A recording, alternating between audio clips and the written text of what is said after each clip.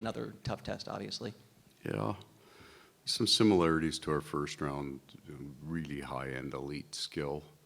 They've had good goaltending, good defensive structure to their team. So those things will be the similarities for us that we'll start with.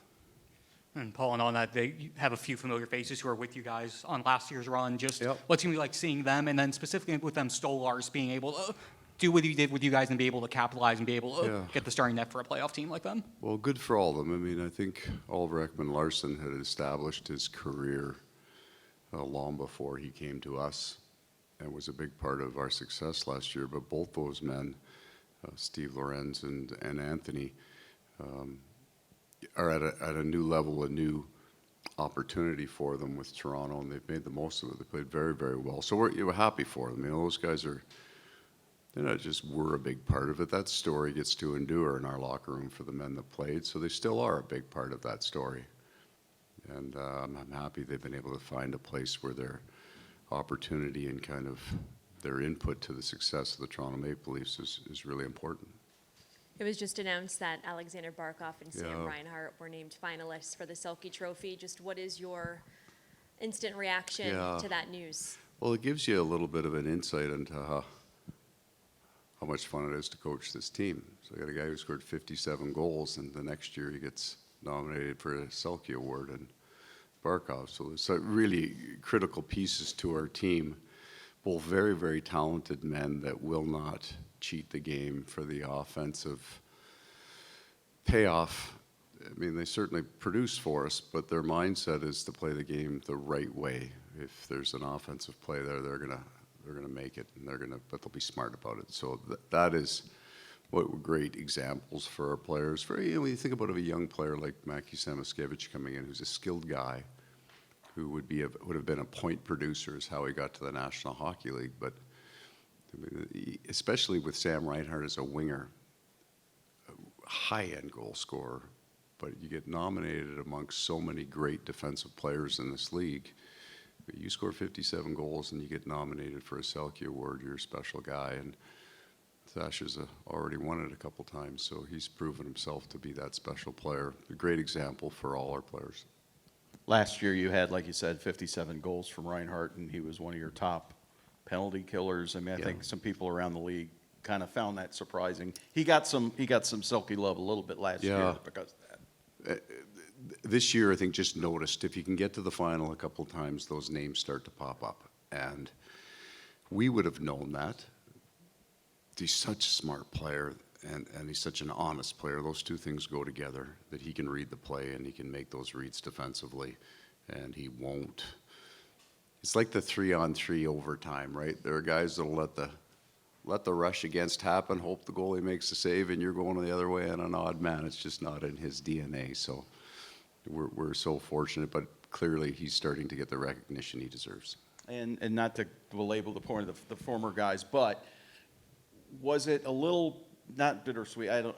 The parade. You guys are partying, you're having a great time, but the next day, a bunch of these guys are gone. But you knew it, right? So you weren't shocked by it. That is inevitable. That was going to happen. We were probably understanding of felt the exact same way about Kevin Stenlund and Ryan Lomberg and all these guys. You love them, right? And then, in truth, your sadness was assuaged by Sam Reinhart's score. You know, he signs in the last hour before, so everybody's in a pretty good mood after that one. But we got over it. Yeah. I am just wondering, did you guys know that in the moment, that it was kind of like, hey, this might be the last party kind of thing? Yeah.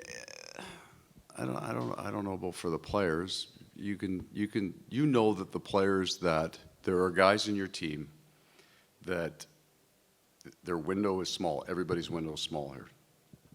There are certain players that get to a point financially in their career they can play wherever they want for whatever dollar amount. They can accept less. But there's guys, and that's, you know, two of these guys. It's a pretty big deal, the contract they get coming off winning a Stanley Cup, that they need to go somewhere else. They're not playing until they're 60. They've got a window.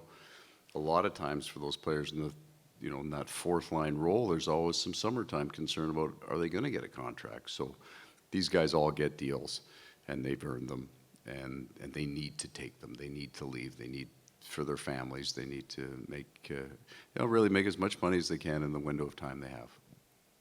Coach, you started round one on the road. You guys won Yep. 3 road games in the series. You're going to be starting on the road again here against the Leafs. What about your group specifically do you think lends itself to being able to go on the road to a hostile environment this time of the year and have success and play a good game?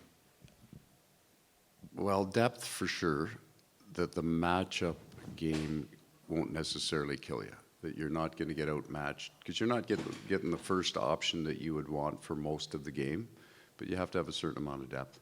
I just don't think the road is anywhere near as intimidating as it used to be. It was a different game back when you thought that the home ice advantage was everything, right? You needed it.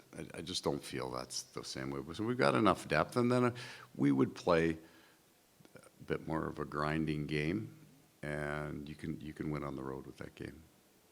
Coach Bob was out there for about 45 minutes just skating, not facing any shots. He called it kind of a mental maintenance day. Obviously, every goaltender has to be mentally tough to reach the heights they reach. But what makes Bob unique in the sense of just his mental fortitude, preparation, and kind of doing things like he did today? I think he's spent so much time on his craft that he, and really where the growth for him now is he's been able to figure out exactly what he needs and also get rid of the things that he doesn't need. And sometimes that's practice. And you go back to between games 6 and 7 last year, and Evan, he didn't hit the ice.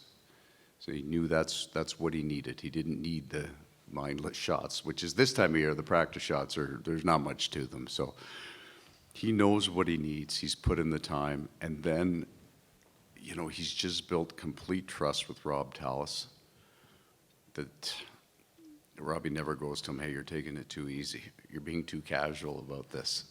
So what Sergei needs, he knows, and they work together on it.